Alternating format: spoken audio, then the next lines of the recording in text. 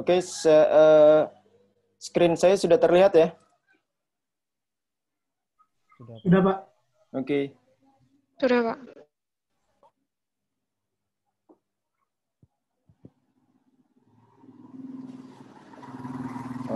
Siapa ini yang saya jadikan co-host ya? Sorry.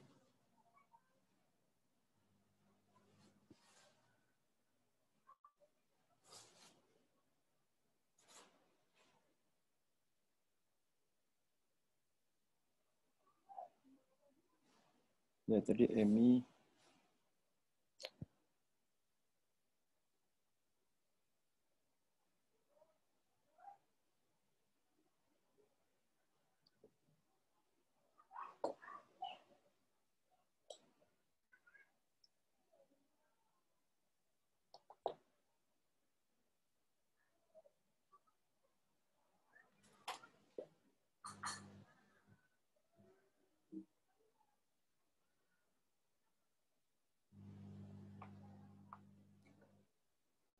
Ya, oke. Kita mulai ya. Selamat pagi menjelang siang. Salam sejahtera bagi kita semua. Pada hari ini kita akan melanjutkan perkuliahan mengenai perkuliahan geologi struktur. Adapun dalam pertemuan ketujuh ini kita akan membahas mengenai reverse and/or thrust fault. Jadi sesar naik lah. Jadi sesar naik itu dalam terminologinya ada dua, itu mendeskripsi terkait datanya dan juga terkait jenisanya. Jadi ada yang reverse, kemudian ada yang thrust. Oke. Adapun hari ini, goal dari pertemuan hari ini kalian harapannya kalian dapat memahami mengenai sesar naik secara umum, kemudian keterdapatannya sesar naik itu di mana, kemudian karakter sesar naik ini di mana. Kalau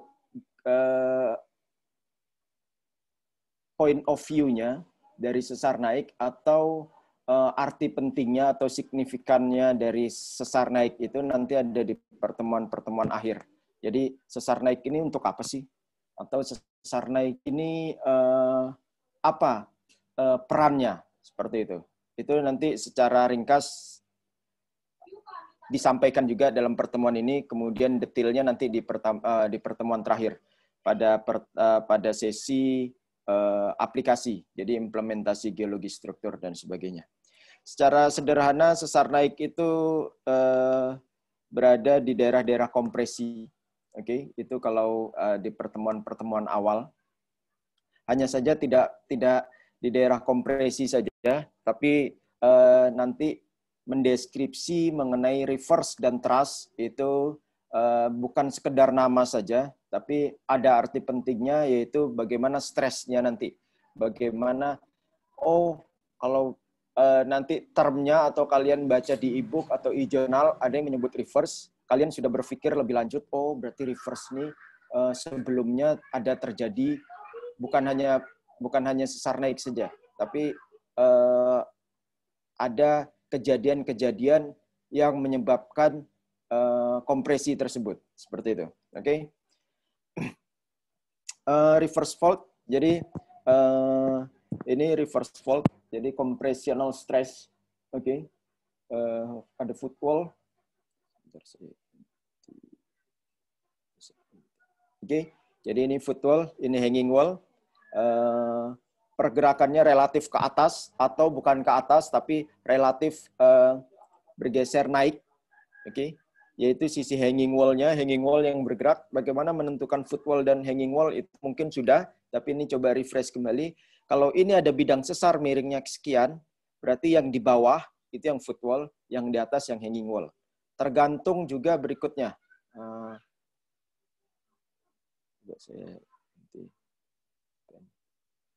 Tergantung misalnya sesar, bidangnya landai seperti ini. Ini yang foot wall, ini yang hanging wall. Atau bisa juga naik seperti ini yang foot wall, ini yang hanging wall. Sebentar ya.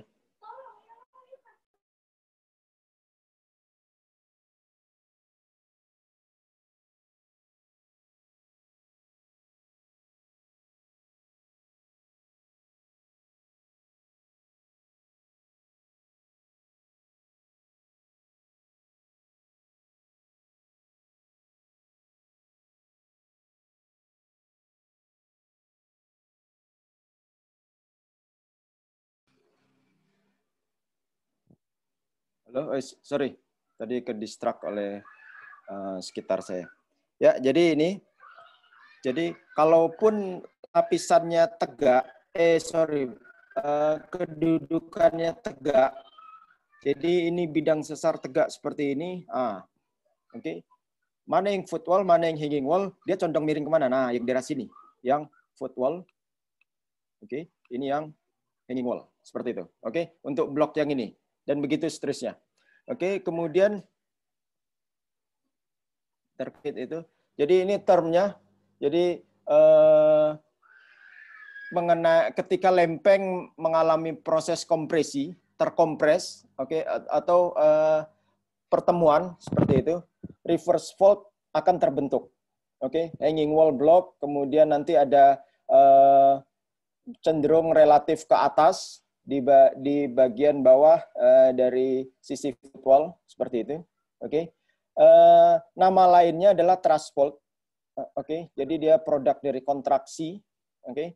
Ada juga yang compressional fault. Compressional fault ini biasa dia belum terdeskripsi. Jadi masih interpretasi. Kalau kalian membaca compressional fault, dia belum apa ya? Belum ada data, masih dari identifikasi, belum final seperti itu. Oke. Oh, ini produk dari kompresi, namanya compressional fault. Tapi nanti kalau kalian sudah datangi, sudah punya data, kemudian sudah kalian analisis, muncul term reverse and thrust seperti itu. Oke. Bedanya adalah ini di bidang deep-nya. Oke. Jadi kalau deep di bawah 45 dan deep di atas 45 seperti itu. Oke. Jadi kalau batasannya adalah 45 derajat. Oke. Kalau reverse itu dia deep yang terjal. Oke. Jadi deep yang di atas 45. Oke. Kemudian kalau thrust itu deep yang di bawah 45 seperti itu. Jadi oke. Jadi kalau saya gambar. Kalau yang ini reverse. Oke, gambar ini reverse. Deep-nya 45, more than 45. Oke. Nanti kalau yang thrust itu deep-nya landai. Seperti ini.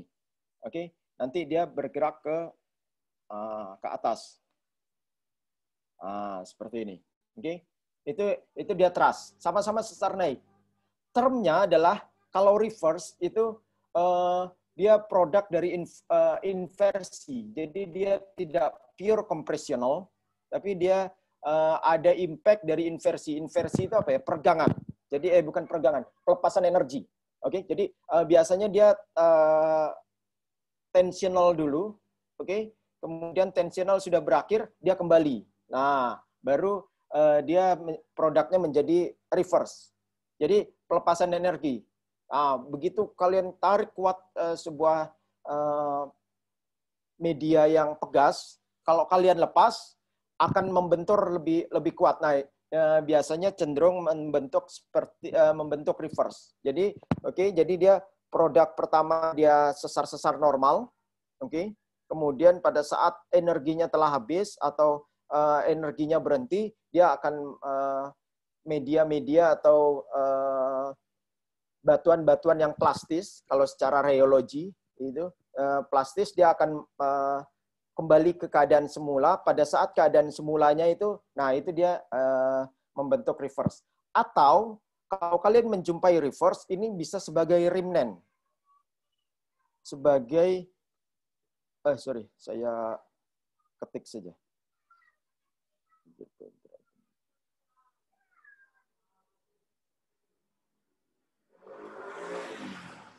Ini sebagai remnant. Oke. Sorry.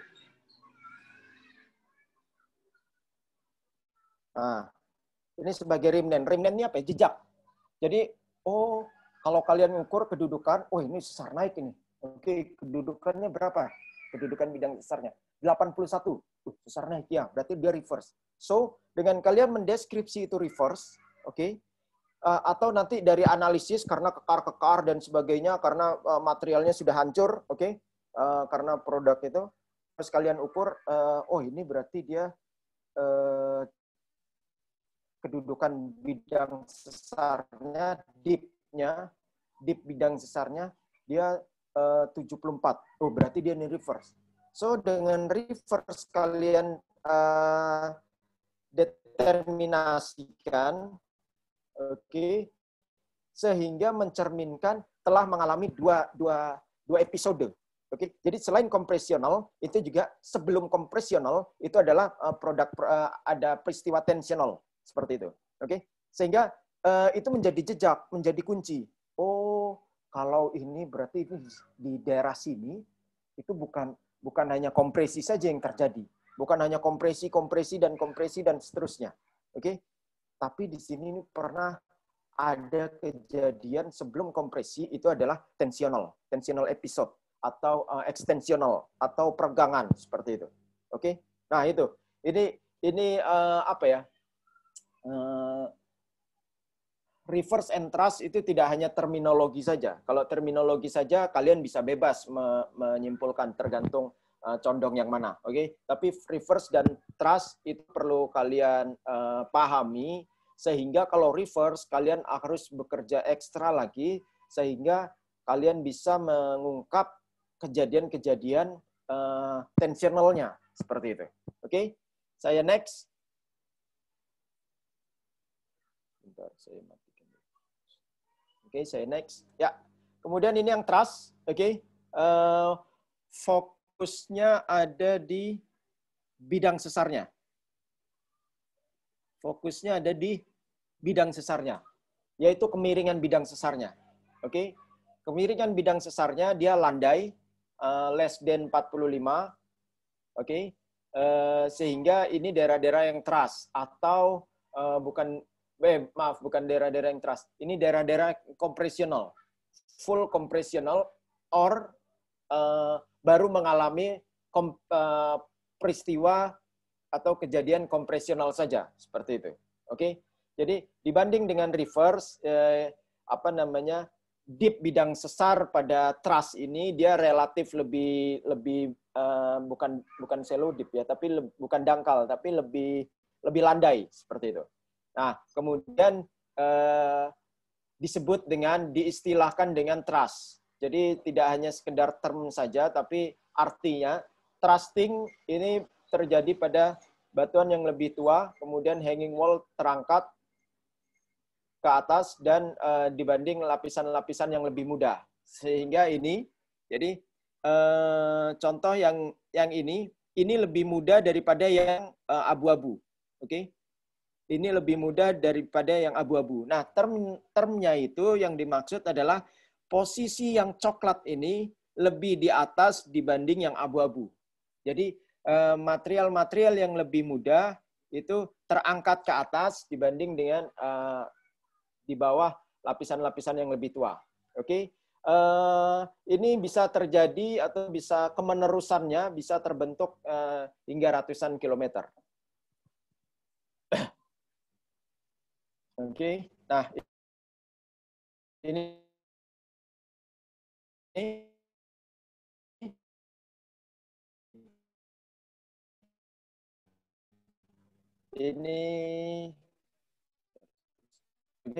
fault di Papua. Kemudian kalau seperti ini apa? Nah, ini. Jadi ketemu lapisan yang coklat paling atas ini, oke? Kemudian kontak sama kok tiba-tiba ini batu gamping. Batuan coklatnya mana? Di sini ketemu bidang misalnya hancuran fracture itu biasa muncul di atas sini ya. Oke? Jadi mungkin sudah saya sampaikan juga. Jadi side view kalian, sudut pandang kalian itu bukan hanya di sisi dua dimensinya saja. Oh, sesarna itu seperti ini. Bukan hanya itu. Nggak masalah kalau itu memang kalian pahami di semester 1. Oke? Nah, di semester 3 ini tidak hanya itu, tidak hanya dari sisi samping, sesar naik itu sesar yang naik. Kemudian kalian posisinya ada di atas ini. Mana bidang yang naik? Seperti itu. Nah, biasanya di atas sini, di lineman-nya ini zona-zona hancuran, zona-zona kekar, kemudian batunya bancuh itu apa ya? Blok-blok besar yang mudah longsor, mudah jatuh, kemudian menggantung dan sebagainya. Oke? Nah, ini Sehingga begitu kalian jalan ini, di sini ada bancu. Kemudian jalan lagi ke sini, ternyata sudah beda batuan. Nah, itu berarti mengindikasikan kuat kalau di sini ada produk sesar atau produk nanti sesarnya apa, bisa trust atau reverse, itu kalian ukur seperti itu. Oke. Nah, ini jadi berjalan ini lapisan yang sama. Loh, kok ternyata ini sudah beda lapisan ini. Oke. Ini karakternya sudah beda. Yang ini massive. Oke, massive itu homogen seperti itu. Sedimen udah dapat, berarti sudah tahu massive. Massive ini loh, kok homogen. Nah, yang ini berlapis. Perbedaan karakter itu bisa mengindikasikan kalau di situ adalah ada something paling tidak. Nah, itu butuh intelektual kalian digunakan di lapangan untuk mengindikasi atau menginterpretasi berarti di sini ada sesuatu ini. Oke. Nah, oke. Nah, ini lapisan yang lebih muda, kemudian lapisan yang lebih tua seperti itu. Oke. Ini pada trust system itu ada dua, ada imbricate system, kemudian ada duplex.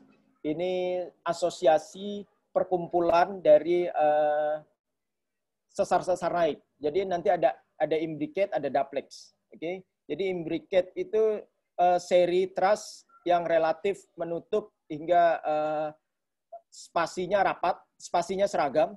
Kemudian kalau ini masih imbricate. Oke. Kemudian imbricate ini terdisplay baik, kemudian displacement-nya di depan tip. Nanti kita lihat itunya, tip lainnya. Oke. Trailing imbricate veins so must slip at the back or trailing line. Oke, ini saya next.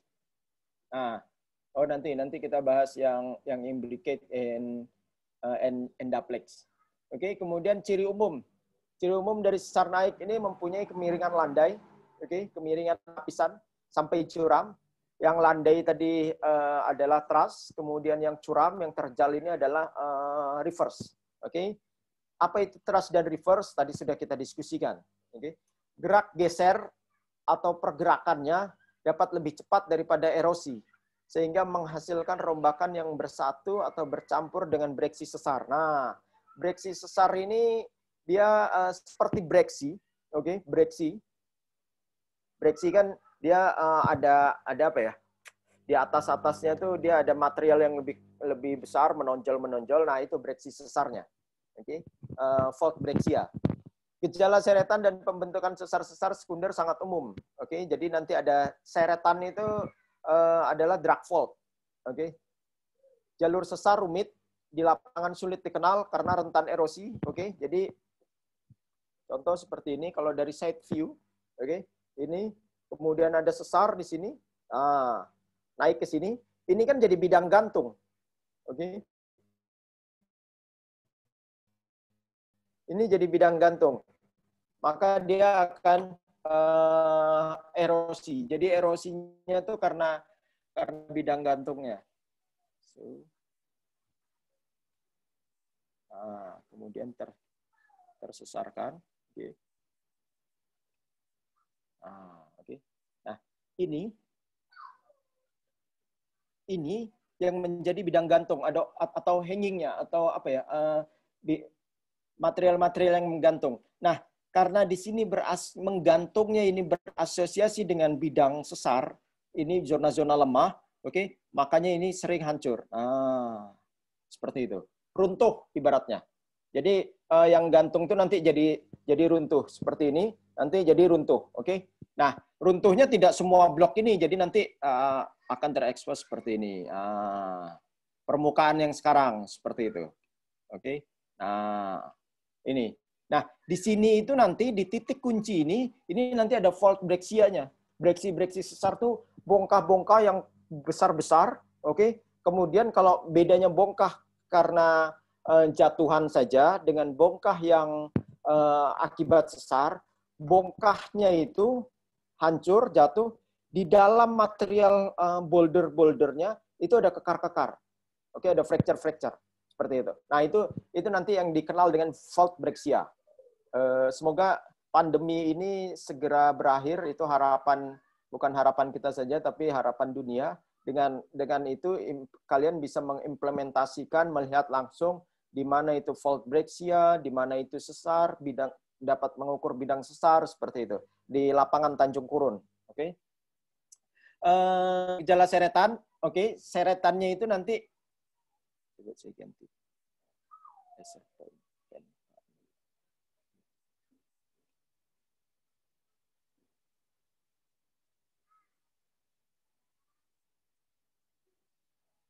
Ini ada seretan, oke.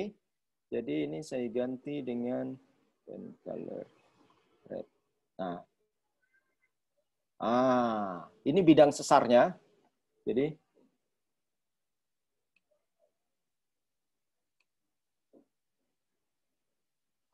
oke. Ini bidang sesarnya. Seretan itu gimana ya? Jadi pada saat dia cenderung drag, namanya drag, DRAG, terseret. Coba saya note saja, biar kalian familiar. Drag. Nanti dikenal dengan drag fault. Oke. Nah, drag fault ini bukan drag fault ini bukan lipatan. Jadi dia melipat-melipat akibat dari seretan sesar naik seperti itu. Oke. Nah, jadi pada cenderung dia berasosiasi pada reologi batuan yang plastis atau ductile. Karena kalau yang brittle dia sudah patah-patah seperti itu. Tapi kalau pada yang plastis atau ductile, dia akan ada gaya kinetik yang berlawanan, oke? Nah, seperti ini. Jadi dia terlipat. Jadi bukan pada saat terkompresi seperti ini. Nah, dia akan terlipat. Nah, terlipat-lipatnya itu namanya drag fault. Seperti itu. Oke? Kemudian di lapangan sulit dikenal dan sudah itu, kedudukan sukar ditentukan. Nah, ini menentukannya bagaimana?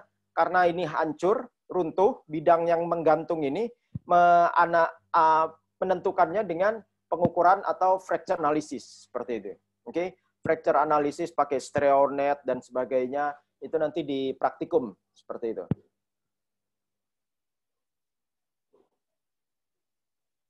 Oke, ini sesar naik dari Hamilton, compressive force, oke.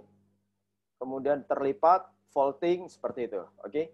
Bisa pada batuan yang ductile, begitu terkena kompresi, bisa melipat dulu sampai batas elastisitas batuannya, dia akan patah atau akan putus. Tapi kalau dia masih gaya kompresifnya masih di ambang batas elastisitas batuannya, dia akan terlipat-lipat saja seperti itu. Oke. Nah, ini tadi yang saya itu, jadi ada kontras. Kalau dari topografi juga seperti itu. Daerah-daerah punggungan, oke. Kemudian nanti tiba-tiba flat, sesar naik, entah itu thrust atau entah itu reverse, itu tergantung datanya seperti itu. Sama seperti ini tadi juga, mana tadi? Yang pertama. Ini, oke.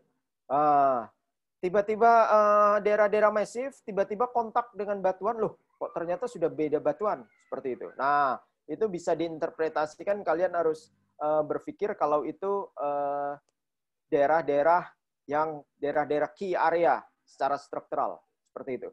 Ini massive, loh, kok ternyata ini sudah perlapisan ini. Tiba-tiba perlapisan karakternya beda. Nah, insting kalian, intelektual kalian yang kalian pahami itu diimplementasikan di lapangan, ini harus berpikir, ini ada sesuatu seperti itu. Oke? Sehingga tidak hanya karakter batuannya saja, karakter litologinya saja, jenis litologinya saja, topografi juga.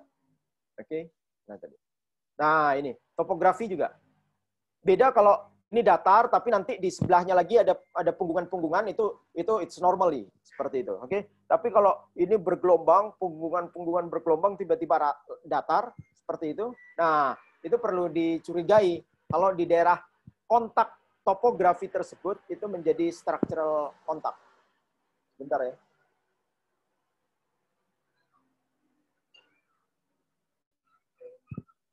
Ya, ini.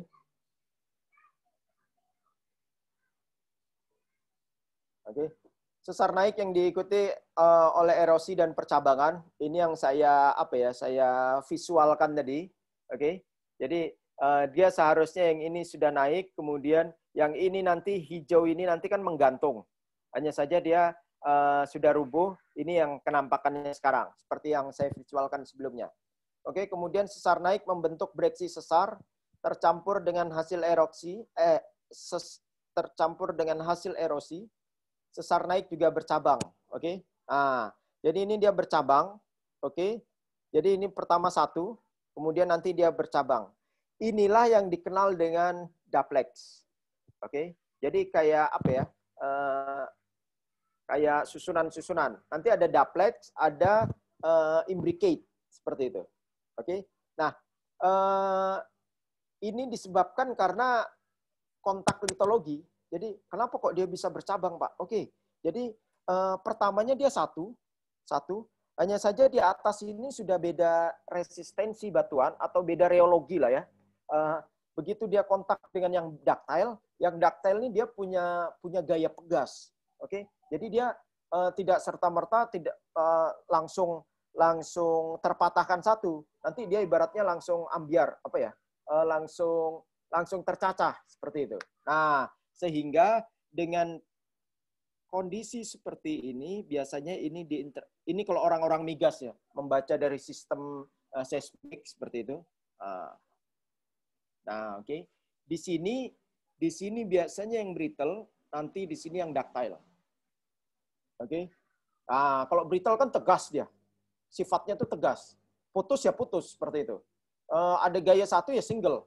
Beda dengan ductile. Ductile ini ada mekanik sendiri untuk menahan gaya mekanik yang untuk defense seperti itu karena sifat tegasnya. Akhirnya dia tidak satu, langsung bercabang. Oke. Kemudian berasosiasi dengan sesar tercampur breksi sesar. Breksi sesarnya tadi sudah saya simpulkan sehingga di sini dia breksi sesarnya. Oke. Yang tadinya ini dia menggantung, nanti di daerah-daerah sini yang muncul breksi sesarnya.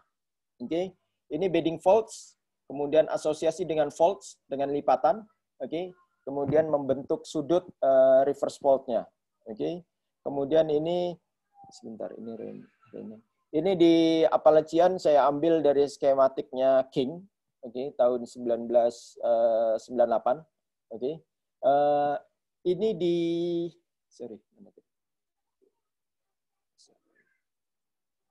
oke. Nah, ini yang basement, oke. Pada saat di batuan-batuan yang keras dia single. Begitu di permukaan, ini kan macam-macam. Permukaan itu biasanya lapisannya sedimenter, endapan-endapan sedimenter. Ini yang menyimpul menganalogikan kondisi yang ini tadi. Selain brittle, ini biasanya brittle yang keras sekali itu kan di basement. Seperti itu, kemudian sampai di permukaan dia akan splay. Splay itu akan bercabang seperti itu. Nah, ini contohnya di Appalachian, oke?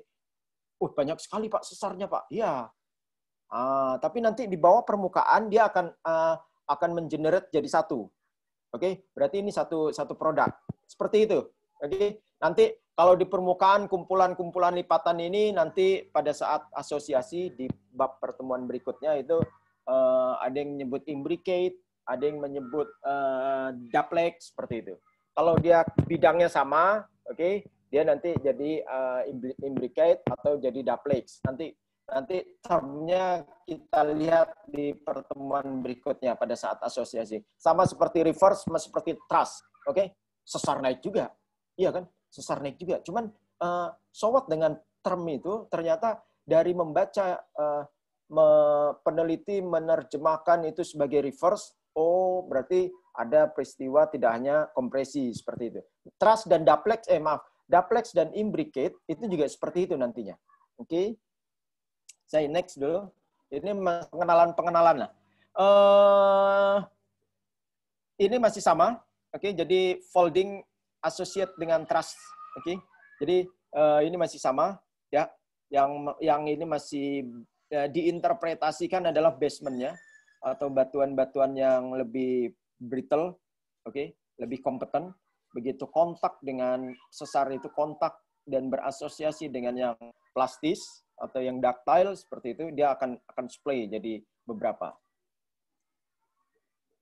Oke, ini erosi.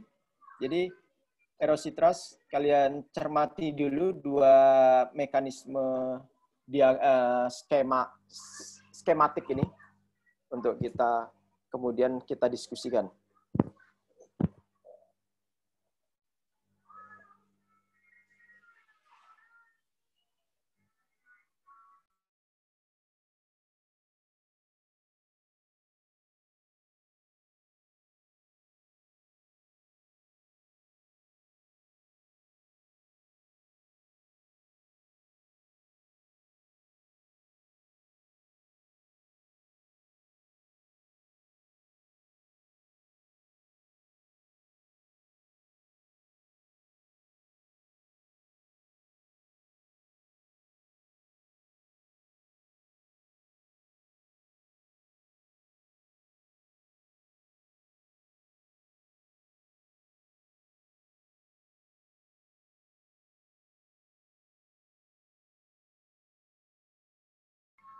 Ya, ada dua gambar untuk bisa kalian cermati.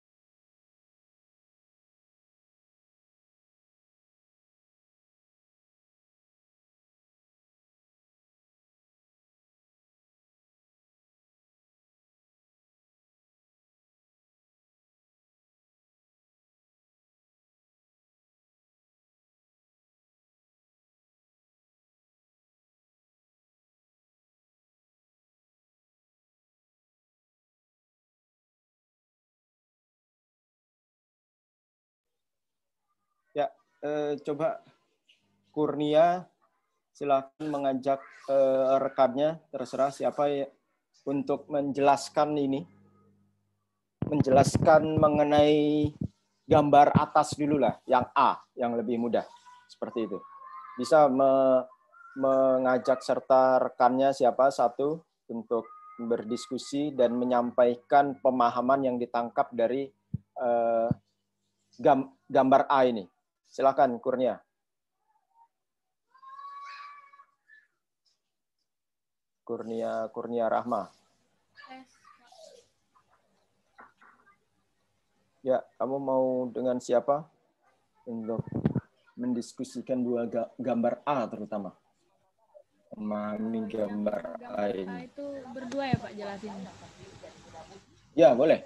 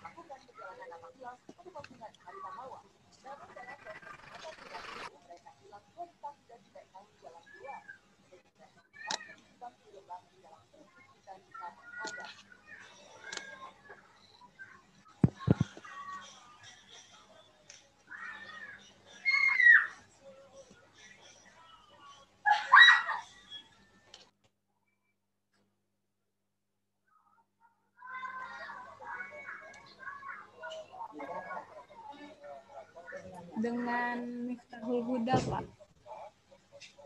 Dengan siapa? Miftahul Huda. Oke, ya silakan.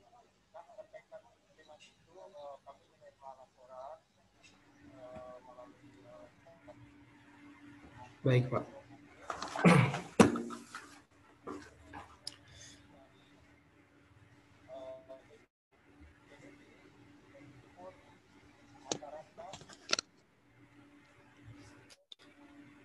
Kalau menurut saya, Pak, di gambar A ini, Saya dulu baru. gimana Kurnia?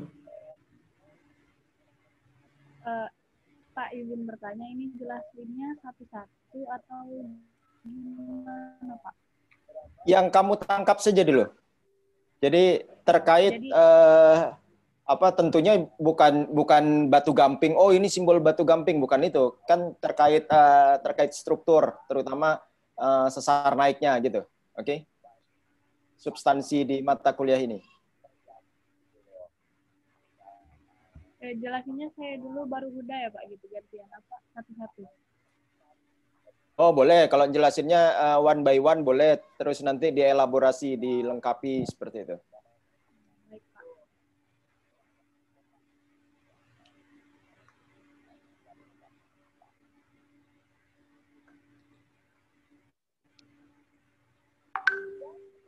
Kalau menurut saya, Pak, yang di gambar A itu strukturnya itu sudah terkena folding. Nah, jadi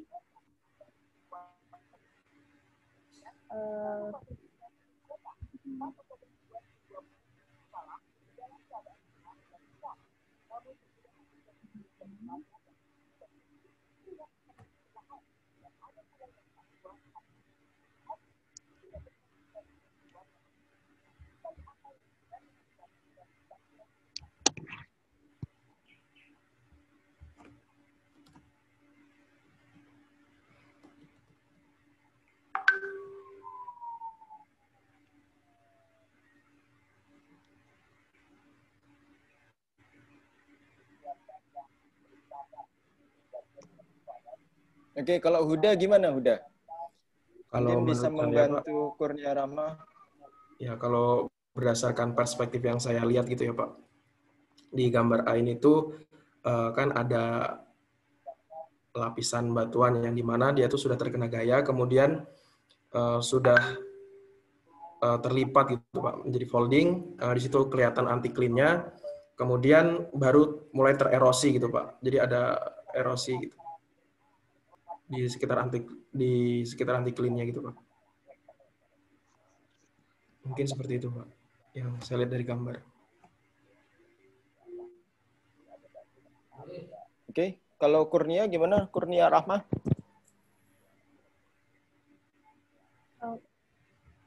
Kayak yang dibilang Huda tadi kan, Pak, itu kan sudah terbentuk folding dan tererosi. Nah, kalau untuk yang perpotongan sesar bidang naiknya itu belum terlalu kelihatan, Pak.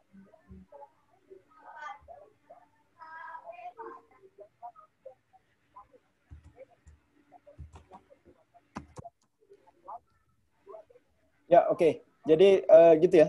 Oke, terima kasih Miftahul Huda dan Kurnia Rahma untuk sharing pemahamannya. Jadi erosion trust, oke. Jadi dia bisa terpatahkan itu karena adanya erosi. Oke. Jadi dia kompresi, kemudian produknya kalau ini kan sedimenter semua ini. Ada batu pasir, kemudian batu gamping berlapis seperti itu. Oke, otomatis dia akan membentuk folding. Nah, foldingnya tidak harus tidak serta-merta seperti yang konsep awal, sampai batas elastisitas batuannya terus dia terpatahkan. Oke, kalau case-nya seperti ini, dia terlipat, oke, kemudian penyebab patahnya itu karena adanya erosi. Jadi dia terlipat, kemudian biasa di puncak anticline ini dia ada jarang terekspos memang, karena terlipatnya itu dia jarang terekspos karena puncak apa ya, zona rentannya itu ada di puncak sini. Oke, kemudian dia tererosi, terekspos seperti ini. Oke, begitu ada dorongan dari sayap sini, oke, dia lipatannya akan semakin terjal, kemudian dia terpatahkan di sisi yang masih memiliki apa ya, masih utuh lah singkapannya, seperti itu. Outcropnya dia masih utuh seperti itu. Jadi ada gaya dari sini, kemudian terlipat, oke. Nah, inilah yang dimaksud dari erosion truss. Karena kalau lipatan yang berasosiasi dengan sesar, dia produknya seperti ini.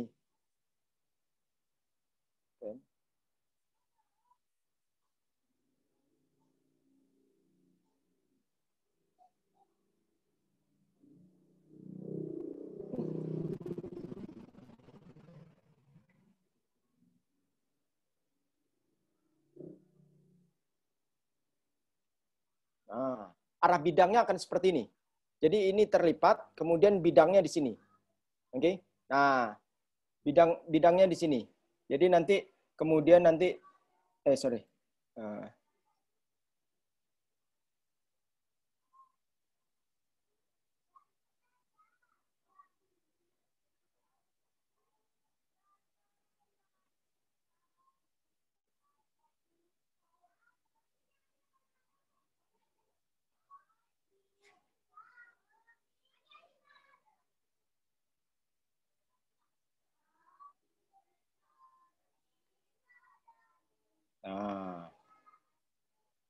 Oke.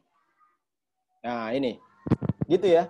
Jadi kalau lipatan yang berasosiasi dengan sesar naik yang berasosiasi dengan lipatan, dia terlipat bidangnya, arah bidangnya dia menghadap ke arah lipatannya, seperti itu. Jadi ini kan kemiringan bidang sesarnya. Oke, dia akan menghadap ke arah lipatannya. Seperti itu. Tapi kalau yang seperti ini, dia berindikasi berarti dia ada erosion truss. Oke, jadi dia bukan penyebab sesarnya ini bukan karena batasan elastisitas batuan, tapi ada erosi di atas, seperti itu. Oke, jadi kalau yang ini, kalau yang erosion truss,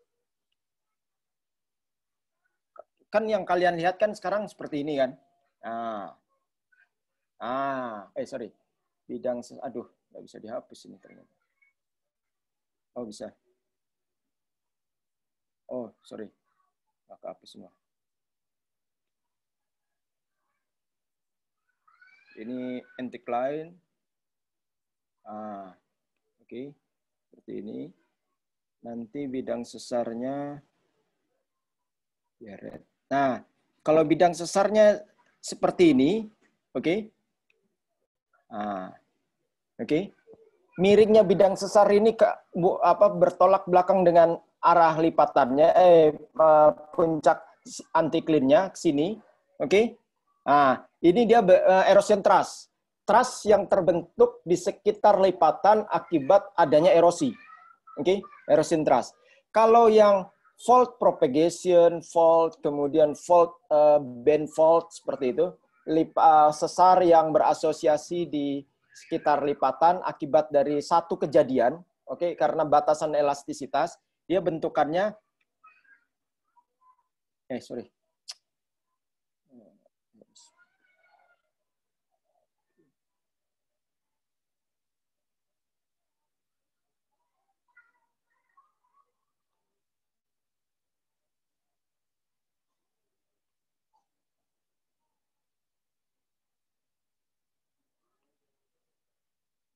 Ini bukan gunung ya.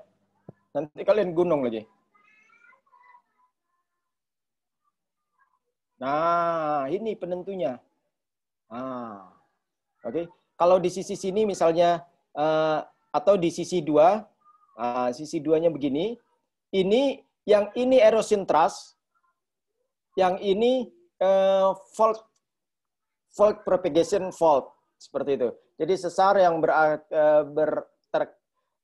yang terbentuk di sekitar lipatan disebabkan oleh batasan elastisitasnya. Oke. Kalau yang 2 ini, oke, saya ganti page color saja. Aduh.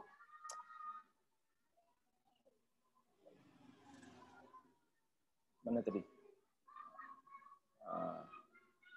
Saya gambar ulang lagi. Nah.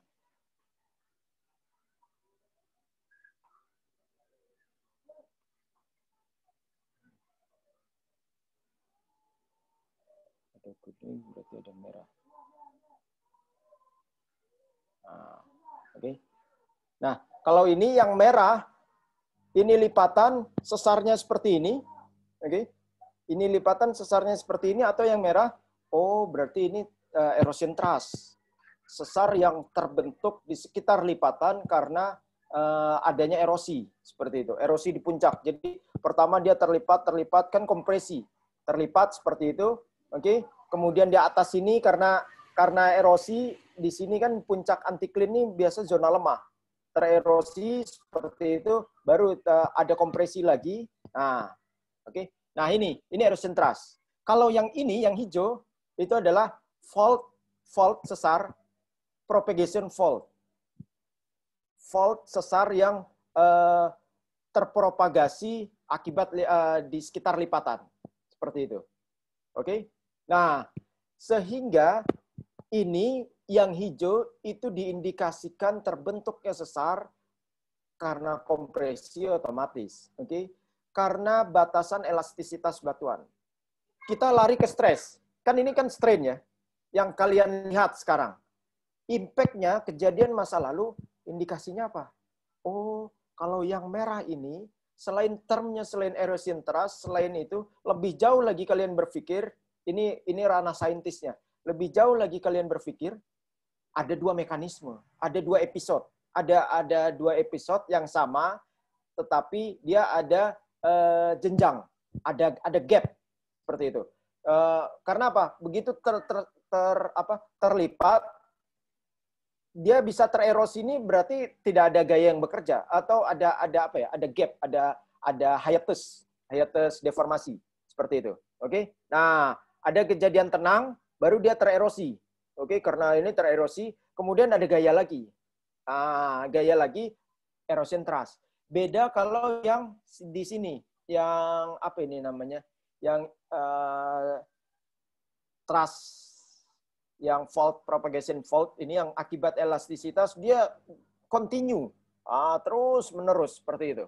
Oke, itu impact-nya lebih jauh. Sehingga kalian jangan bingung. Waduh, kok di model-model itu bidang sesarnya miringnya ke arah lipatan, ke arah antiklin, tapi ini nggak masalah seperti itu. Strain yang kalian lihat dengan pendekatan ilmiah itu mencerminkan proses kejadian masa lalu. Itu yang dimaksud dari stress dan strain. Oke, saya next. Ini. Oke, sama ya ini ya. Ini sehingga kalian sudah tahu ini. Aduh, kok ada tulisan Dragvolt nih. Bentar. Oke. Supaya tidak mengganggu. Oke. Kalau ini kalian sudah tahu berarti. Ini ada lipatan. Oke. Bidang sesarnya ini miringnya ke arah mana? Kan miringnya ke arah sana. Seperti itu. Ke arah lipatannya, antiklinnya. Oke. Bukan antiklin yang ini ya. Kalau yang ini kan miliknya ini. Seperti itu. Oh, berarti ini fault propagation fault. Putusnya sesar ini karena batas elastisitas batuan. Berarti dia continue gerak kejadiannya continue, selang terus seperti itu. Oke, beda dengan yang erosion thrust tadi. Ada penyebab erosinya itu sebagai gap-nya. Oke, sama. Ini normal drag, kemudian ini rollover drag seperti itu. Oke. Saya next lagi. Nah, ini ada note remnant. Oke. Nah, ini di peristiwa yang yang lebih besar. Kalau kemarin di ranah-ranah extension kalian mendengar, memahami mengenai horse and graben, half graben seperti itu. Oke. Kalau ini quarter, ini horse juga. Oke. Nah, ini skematik yang lebih besar lagi, lebih luas. Seperti itu. Oke, ini sama. Ini di daerah-daerah metamorf. Ini yang kalau kalian ada di atas ini loh, fracture-fracture-nya. Oke. Bedanya dengan runtuhan. Kalau runtuhan ya udah blok ini ya jatuh seperti itu. Oke. Batuan yang keras ini tidak mungkin bisa terkekarkan. Misalnya ini bloknya sudah jatuh, tapi tidak mungkin terkekarkan karena keras, tidak mungkin terkekarkan kalau hanya karena jatuhan saja seperti itu. Sehingga internalnya ini, internal bloknya ini bisa terkekarkan ya selain bukan karena jatuhan saja, oke, tapi karena kompresi, deformasinya. Seperti itu. Saya rasa demikian. Ini masuk di stress slip, udah beda topik. Kalau bisa juga kita masih ada waktu, tapi kalau kita lanjutkan nanti ini kalian tank kalian di sini nanti penuh. Jadi topik per topiknya sesi per sesi perkuliahan disesuaikan dengan topik. Jadi topik trust rasanya sampai di situ. Oke. Jadi kita review ulang lagi di pertemuan ini. Kalian sudah tahu apa itu reverse, oke? Apa itu trust, oke? Kalau sebelumnya di semester 1 sesar naik saja, oke? Tapi nanti ada reverse, ada trust. Taunya dari mana? Taunya dari kedudukan deep, lapisan bidang sesar, bukan lapisan batuan ya, tapi lapisan bidang sesar. Berikutnya arti penting. Kalau reverse itu kenapa? Trust itu kenapa? Dengan bidang yang kalian ukur 65, dengan satunya yang ukur 42, itu artinya apa? Sehingga membuat jadi dua kategori, dua term, trust dan reverse, itu artinya apa? Sudah tadi kita bahas. Kemudian ada selain itu juga arah bidang sesar. Jadi bukan besaran nilai dip-nya saja ya. Kalau nilai dip ini dan ini, seperti itu. Oke. Nah, sekarang arah dip-nya. Kalau dip-nya di sini dengan dip-nya di sini. Oke. Tentunya continue-nya dengan lipatannya. Oke, asosiasinya. Kalau di sini ada lipatan, oke. Nah, kemudian bidang sesarnya begini. Bentar. Nah, begini. Oke. Ini artinya apa? Bukan hanya sedangkal mengenai itu erosion trust, Pak. Bukan hanya itu, lebih jauh. Oke, intelektual kalian, pendekatan analisis berbasis ilmiahnya lebih jauh. Sehingga ini lokasi ini ada dua kejadian, Pak. Kejadian. Tapi dia trust. Iya, dua kejadian yaitu kompresi semua, Pak. Kenapa itu? Iya, karena arahnya ini. Jadi erosion trust ini dia pada saat terlipat dan sebagainya. Oke, nanti kalau mau memahami lagi, ini ada record, nanti saya share di e-learning. Saya rasa demikian, namun karena waktu masih banyak, jika ada pertanyaan atau yang mungkin butuh sesuatu yang lebih lugas, bisa kita diskusikan. Saya tunggu untuk 1 menit ke depan, sembari saya break. Ya, silakan kalau ada pertanyaan.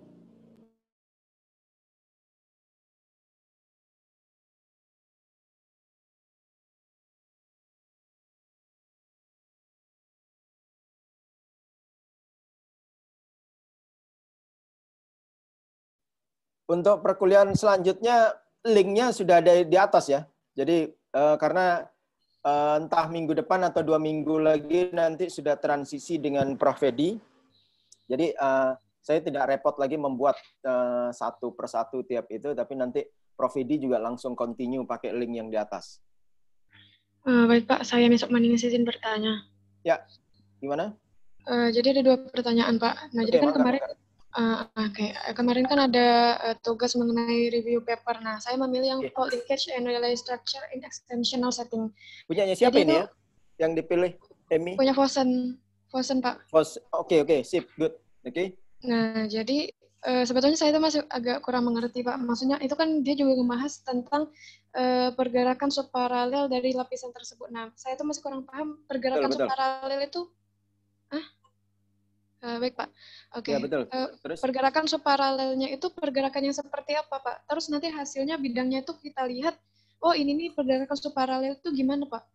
Nah, itu pertanyaan yang pertama. Terus pertanyaan yang kedua, itu kan kalau misalnya ada struktur sesar nih. Kalau misalnya dia secara skala regional, ini kan otomatis besar kan kayak gitu. Nah, sedangkan kalau misalnya skala kecil kan kayak kita tuh bisa ngeliat, oh ini nih ada bidang yang tidak menerus kayak gitu. Nah, tapi kalau misalnya skala regional itu gimana kita bisa ngelihatnya kalau di situ tuh ada sesar? Selain kalau misalnya kita berjalan terus ketemu yang awalnya tadi itu lapisannya tuh masif, tiba-tiba udah berubah kayak gitu, nah Pak.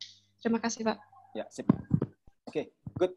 Thank you, Amy. Jadi capaian dari lecture review, literatur review memang seperti itu. Jadi zaman sekarang tuh ilmu tidak hanya dari satu sumber. Oke, bahkan kita dituntut untuk menjadi penengah lah. Jadi jangan, kalau ada perdebatan, ada pertikaian itu jangan mudah percaya dari satu pihak saja. Perlu mendengar pihak lain seperti itu. Termasuk yang sekarang lagi rame itu di Omnibus Law ya.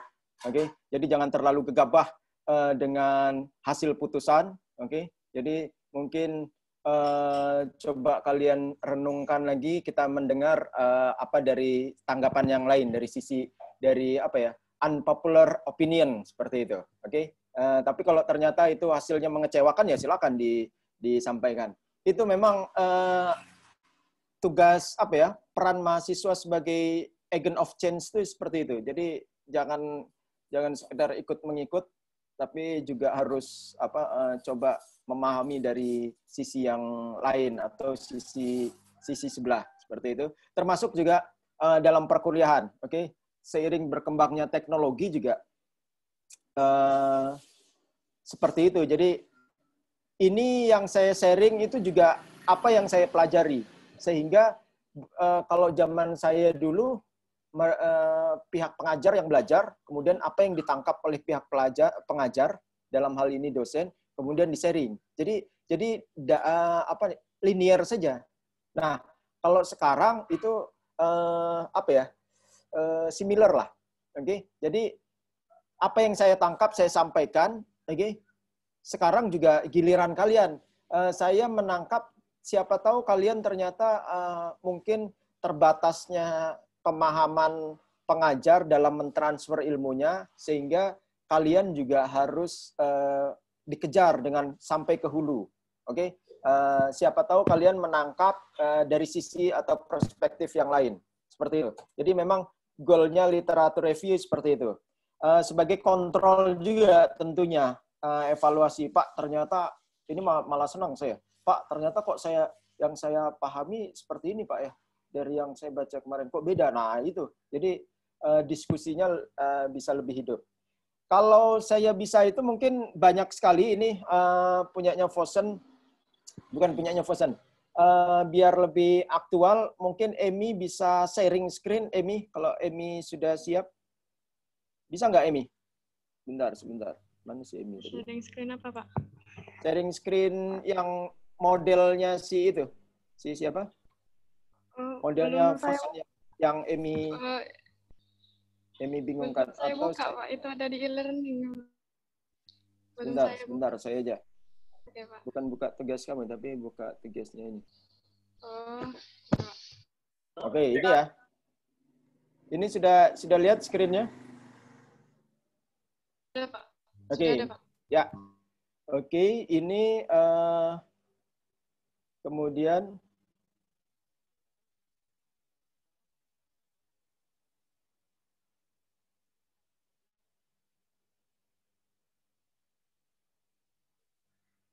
nanti pertanyaan kedua ya. Ini pertanyaan pertama dulu. Oke. Nah, ini nanti di daerah rem-remnya ini. Nah, ini yang saya maksud daerah-daerah kekarnya atau breksianya. Oke. Nah, pertanyaanmu apa tadi, Amy, yang pertama? Yang Amy bingung saja. Jadi kita tidak membahas semuanya karena bingung nanti. Oke, Pak. Yang mengenai di situ ada di abstraknya mengenai pergerakan subparalel. Nah, pergerakan subparalel itu kita ngelihatnya di lapangan itu kayak gimana, Pak? Oke, ya, good. Oke, terus? Itu yang pertanyaan pertama. Uh-uh. Terus yang pertanyaan kedua tadi yang skala regional tadi itu, Pak. Oke, ya, yang pertama dulu ya. Jadi paralel itu kan dia apa ya, bersamaan ya. Jadi searah seperti itu. Oke. Nah, seperti ini. Kalau perpendikular itu kan dia tegak lurus. Jadi paralel itu apa ya? Searah seperti itu. Nah, ini yang dibahas oleh si Vossen. Oke. Nah, sedangkan sub itu dia tidak serta-merta dia tidak mana ini? Tidak auto pakai buku sama handphone saya. Oke. Nah, paralel itu artinya ini. Oke. Nah, atau satu arah seperti ini. Oke, kemudian sub dia tidak serta-merta stagnan seperti ini, bisa beda berapa derajat atau bidangnya seperti itu. Bidangnya misalnya seperti ini. Atau coba saya note saja. Kita ke termnya dulu.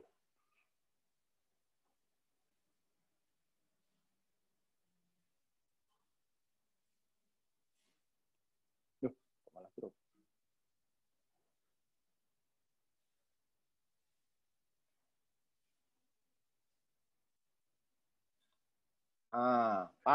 Paralel itu gini ya, Emi ya.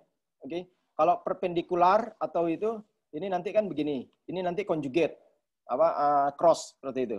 Oke. Nah, subparalel yang dimaksud oleh Vossen dan beberapa previous studies lainnya itu tidak serta-merta linear seperti ini. Nah, kadang ada kayak gini juga. Oke. Nah, ini dari arah, bukan dari section ya, tapi dari bird view, dari arah seperti itu. Oke. Nah, bisa juga seperti ini. Nah, nanti begini. Yang pasti arahnya masih searah seperti itu, masih paralel. Kalau subparalel itu tidak serta-merta stagnan. Oke. Itu nanti dicerminkan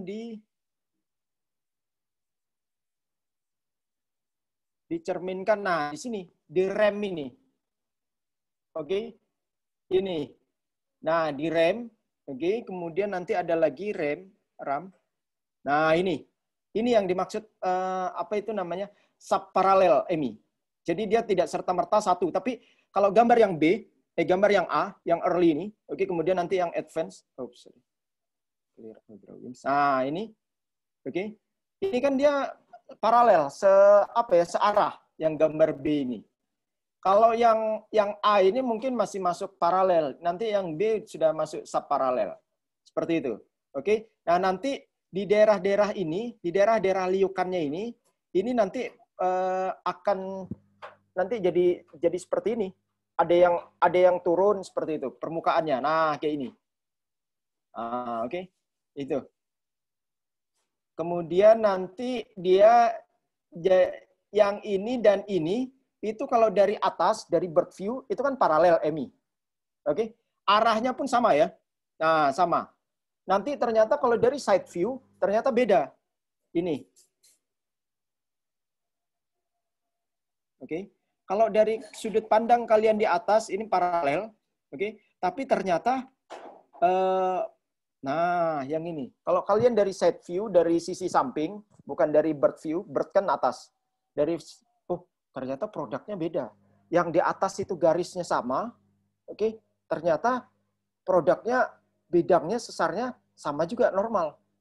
Tapi bisa jadi subparalel karena yang satu seperti ini, yang satu seperti ini. Kalau kalian lihat dari atas, ini sama, searah. Seperti itu. Itu yang dimaksud, apa namanya? Dimaksud dari Vossen, Emi. Oke? Kemudian ada lagi tadi ya? Yang pertanyaan satu itu. Oke?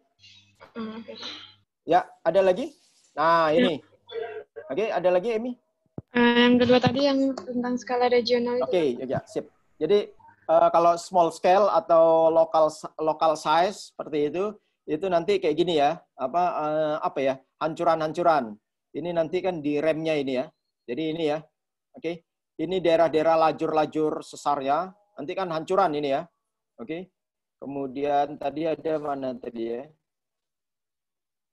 Ini ya.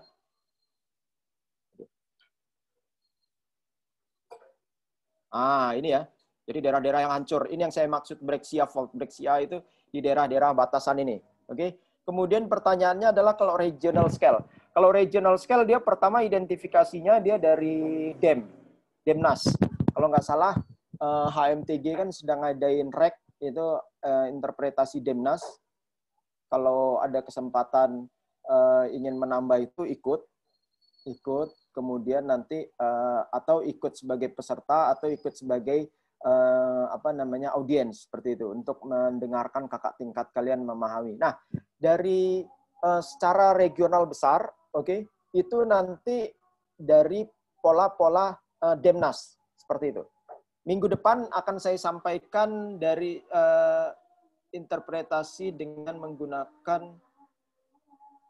bentar lagi azan.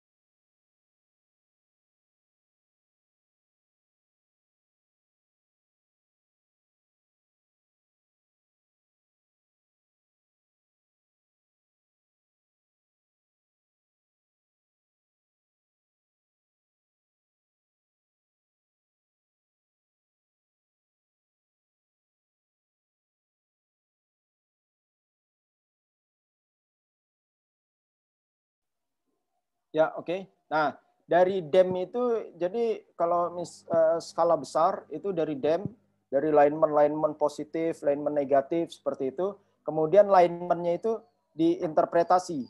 Oke. Di sini ada model Harding konsep, atau yang punya adalah Harding, konsep Harding. Tapi modelnya adalah ellipsoid stress model namanya. Oke. Nah, jadi kalau ada lineman yang searah dengan bidang lapisan, oke. Nah, ini adalah lineman entah itu nantinya lipatan atau entah itu nantinya truss atau sesar naik. Jadi sesar naik itu paralel dengan pola lipatan. Oke. Nah, ini. Jadi ini. Nah, ini ada sesar naik. Ini ada lipatan. Kemudian nanti sesar naiknya polanya searah. Seperti itu. Entah dia nanti truss atau entah itu nanti dia reverse. Tapi arahnya searah dari strike-nya. Oke.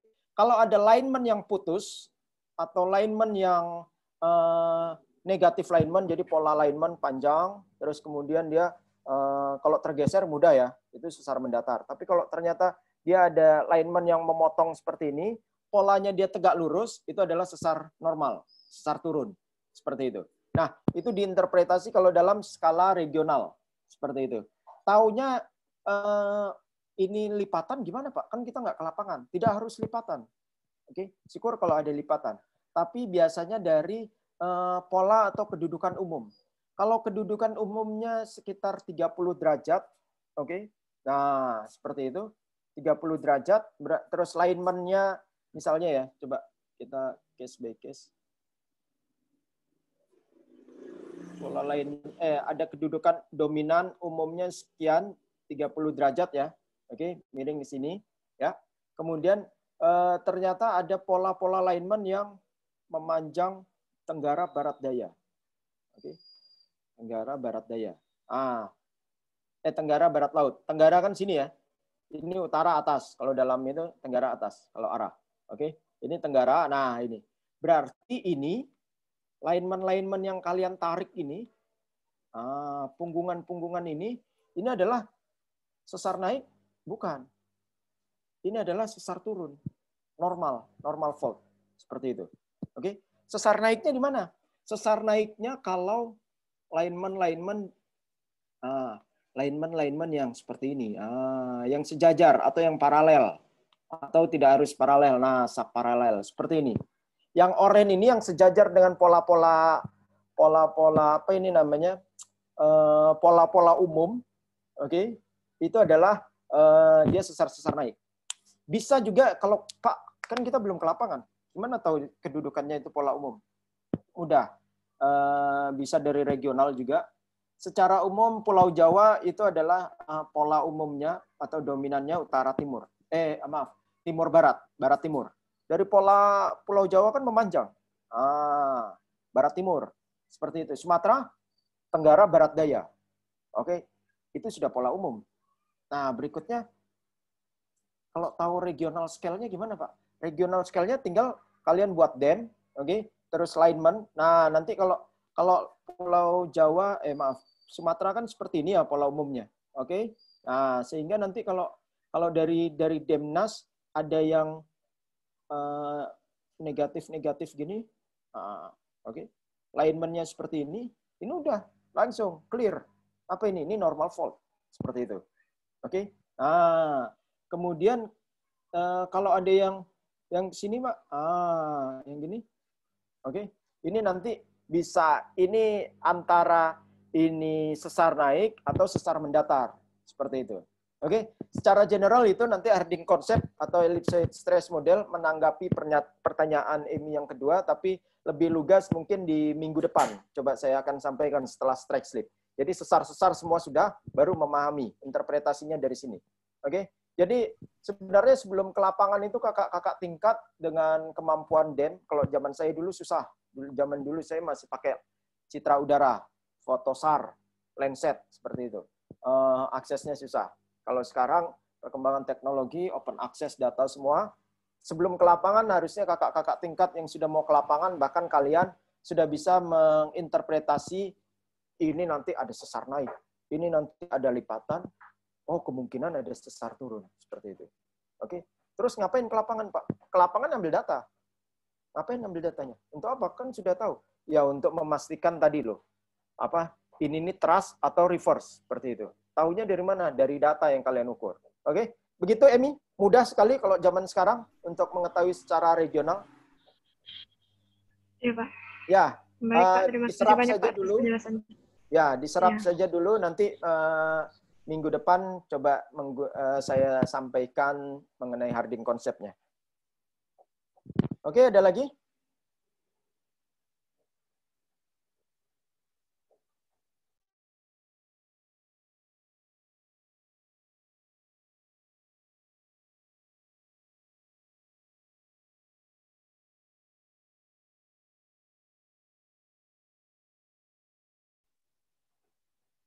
Ya, oke. Kalau tidak ada perkuliahan ke-7 geologi struktur ini, saya rasa sampai di sini.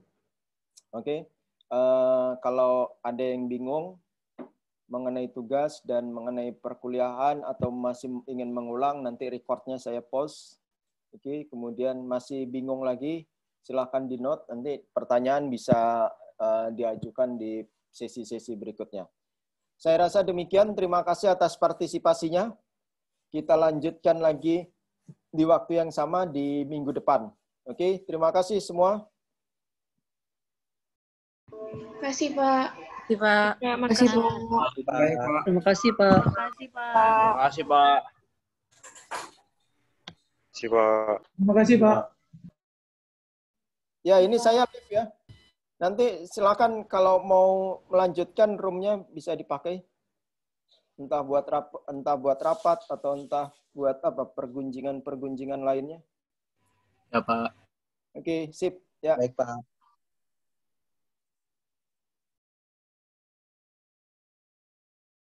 Among Us. Woi, simak di mana, woi? Halo, Dut. Halo. Dadah, Bu. Aku Demo dah ya. keluar Masih dulu ya. Emi, jangan keluar, Emi. Anak simak di mana, Cok? Aku